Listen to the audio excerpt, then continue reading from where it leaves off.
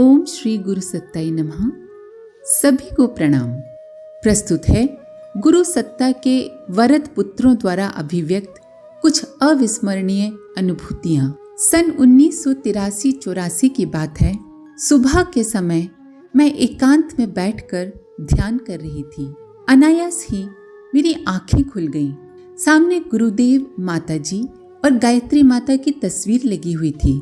उस पर दृष्टि पड़ते ही मैं चौंक उठी। परम पूज्य गुरुदेव की तस्वीर नहीं दिखी, बल्कि उस स्थान पर ठाकुर श्री रामकृष्ण परमहंस सशरीर उपस्थित दिखे। मैंने आंखें मलकर फिर देखा, तब भी वही दृश्य दिखा। उस समय दीक्षा लिए हुए अधिक दिन नहीं हुए थे। मैंने सोचा, ठाकुर को इतने दिनों से मानती रही हूँ, घर में हमेशा से उनकी तस्वीरें देखती हूँ, उनके प्रति श्रद्धा बनी हुई है, शायद इसीलिए गुरु के स्थान पर उनको देख रही हूँ।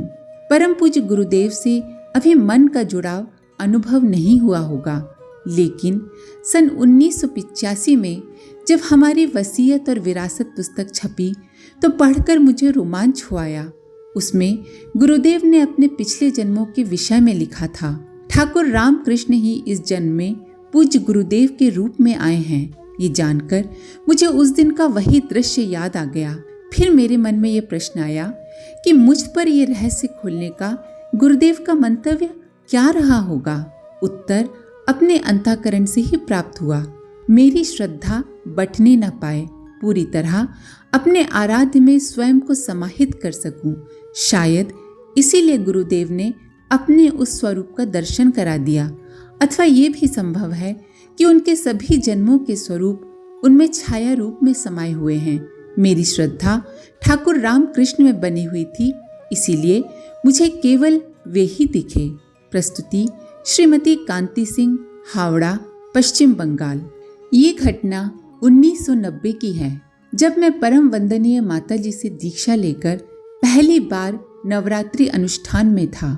इससे पहले कि मैं घटना का जिक्र करूं, ये बता दूं कि मेरे यहाँ बिना मांसाहार या मछली के भोजन नहीं बनता था। गायत्री दीक्षा लेने एवं नवरात्रि में अनुष्ठान करने के कारण मैंने मांस मछली खाना बंद कर दिया। मैं एक बार दाल, रोटी, चटनी और शाम को फलाहार लेने लगा। इसके चलते मेरी अर्धांगिनी को छोड़ परिवार के सभी सदस्यों ने मुझसे बातचीत बंद कर दी। नवरात्रि के अंतिम दिन की बात है। मेरा 5 वर्ष का भतीजा अमित अचानक किसी कारण से डर गया। वो बुरी तरह रोने चिल्लाने लगा। जो भी उसे गोद में उठाने जाता वो छिटक कर उससे दूर जा खड़ा होता और आंखें फाड़ कर उसकी ओर देखने लगता। दादा, दादी, माता पिता सब परेशान हो गए। बच्चा जोर जोर से चिल्ला रहा था, तुम लोगों के इतने बड़े बड़े दांत हैं, तुम लोग मुझे खा जाओगे, मैं तुम्हारे पास नहीं आऊंगा। सभी हतप्रभ थे, कुछ समझ नहीं पा रहे थे। मैं जप में बैठा था। करीब आधा घंटे से ये सिलसिला चल रहा था।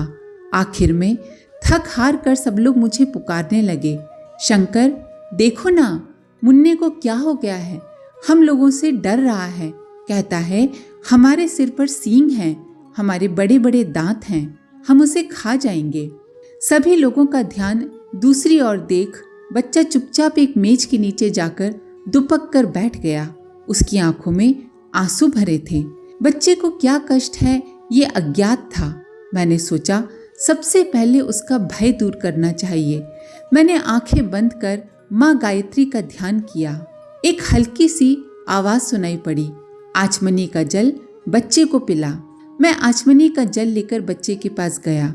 मुझे पास देखकर बच्चा जल्दी से आकर मुझसे चिपक गया।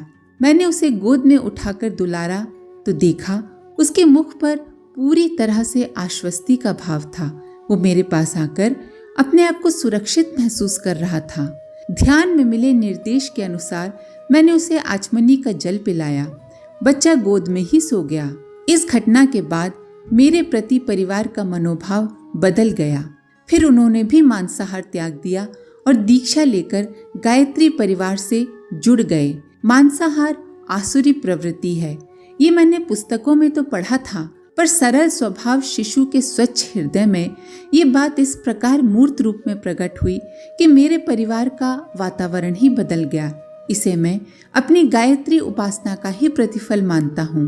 प्रस्तुति जय शंकर रावत, आसनसोल, पश्चिम बंगाल।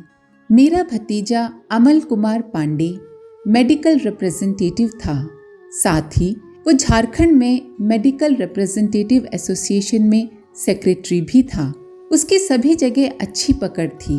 1998 के अक्टूबर-नवंबर महीने की घटना है।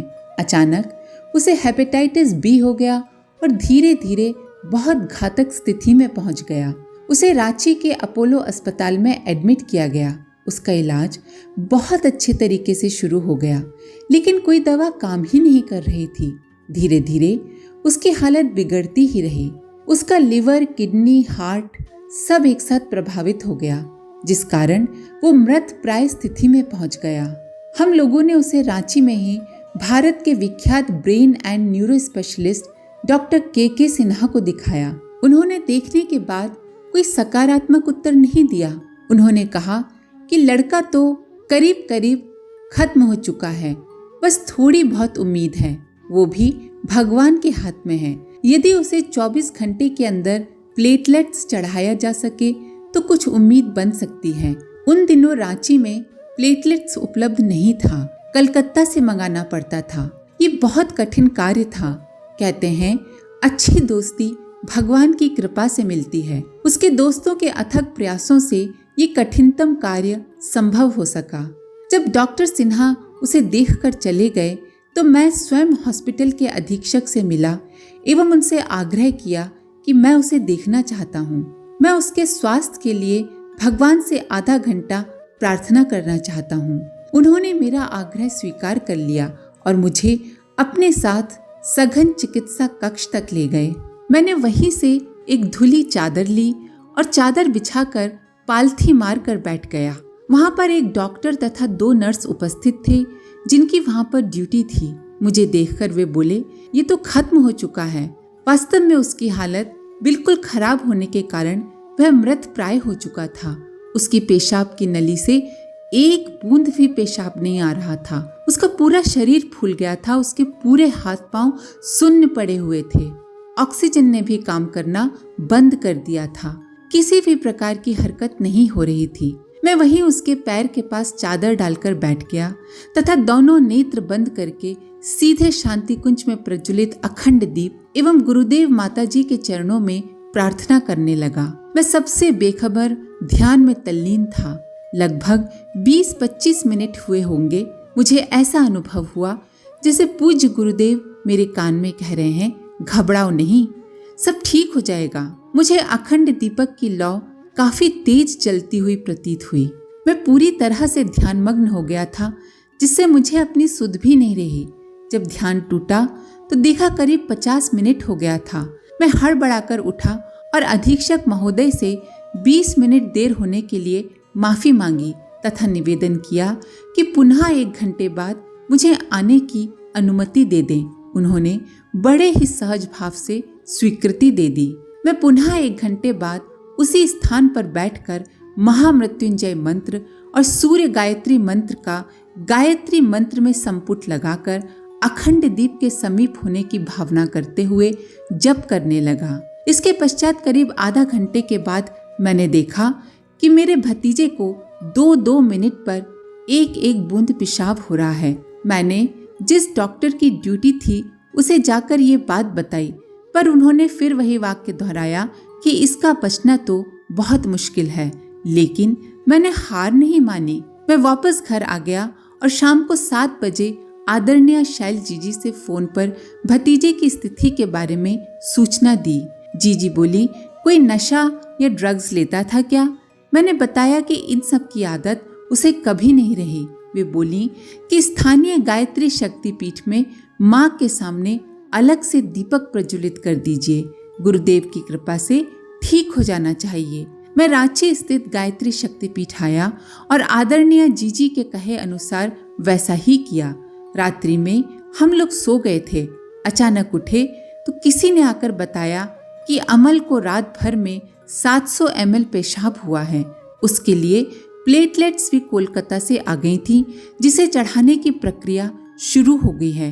पूज्य गुरुदेव वंदनीय माताजी के प्रति मेरा हृदय श्रद्धा से भर उठा। पूरे हॉस्पिटल में ये चर्चा का विषय बन गया था कि आज भी धर्म से व्यक्ति की रक्षा होती है। वहाँ के अधीक्षक महोदय ने भी मुझे बधाई दी।